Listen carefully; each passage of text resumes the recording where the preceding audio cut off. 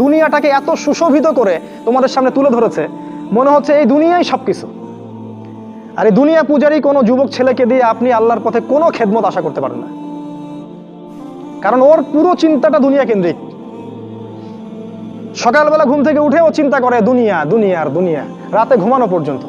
আল্লাহুম্মুত তাকাসুর, আল্লাহ পাক বলেছেন হাত্তা যুরতুমুল মাকাবির, যতক্ষণ না তোমরা কবরে পৌঁছাচ্ছ ততক্ষণ এই প্রাচুর্যের প্রতিযোগিতায় লিপ্ত আছো। দুনিয়ার সুশোভিত, এই যে দেখবে দুনিয়ার যত মোহ, এটা তোমার সামনে সহজলভ্য করা হয়েছে। অল্প টাকা দিন এত জিবি কিনুন, মাত্র এত টাকা দিন এত কিছু কিনুন।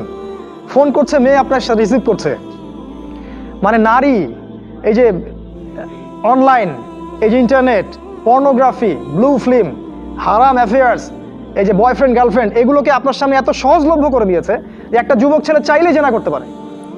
তুমি যদি চাও এখনই জেনা করতে পারবে, কেউ তোমাকে বাধা দিবে না। তোমার সামনে জেনাকে এত সহজ করা হয়েছে, তুমি চাইলে এখনই মদ খেতে পারবে, কেউ তোমাকে বাধা দিবে না। আর মদের তো লাইসেন্স দেওয়া আছে আমাদের দেশে, পতিতালয় এগুলো লাইসেন্সও দেওয়া আছে, কেউ তোমাকে বাধা দিবে না। এটা এত সহজ কেন করে দেওয়া হলো? অথচ মদ যদি উমর রাদিয়াল্লাহু আনহুর সময় কেউ পান করতো, তাকে 80টা বেত্রাঘাত করা হতো। কেউ যদি জিনা করতো ওই সময়, তাহলে প্রকাশ্যে ওকে 100টা বেত্রাঘাত করা হতো। কোনো বিবাহিত ব্যক্তি যদি জিনা করতো, তাকে রজম করে হত্যা করা হতো। কেউ যদি কোনো ব্যক্তিকে অন্যায়ভাবে হত্যা করতো, তাকেও কেসাস করা হতো, হত্যা করা হতো।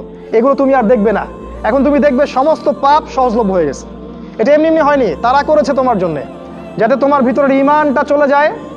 কারণ পাপী হৃদয় নিয়ে তুমি আল্লাহর পথে দাওয়াত ও জিহাদ করতে পারবে না। কদ আফলাহা মান যাক্কাহা ওয়া কদ খাবা মান দাসাহা, যে পবিত্র হয়েছে সে সফল, আর সে ধ্বংস হলো যার ভিতরটা কলুষিত হয়ে গেছে। তোমার ভিতরটা কলুষিত হয়ে গেছে, তোমার ভিতরে কোনো রকম চেতনাই নাই আল্লাহর পথে দাওয়াতের এবং জিহাদের, এটা ধ্বংস করে ফেলা হয়েছে। কারণ পাপ করতে করতে করতে করতে তোমার ভিতরে কালিমা লেপন হয়ে গেছে। কারণ তুমি দিনে একটা বারও আল্লাহকে বলো না আস্তাগফিরুল্লাহ ওয়া আতুবু ইলাইহি। খেয়াল করে দেখবা, কোরআন তেলাওয়াত শুনে তোমার চোখ দিয়ে কখনো পানি পড়ে না।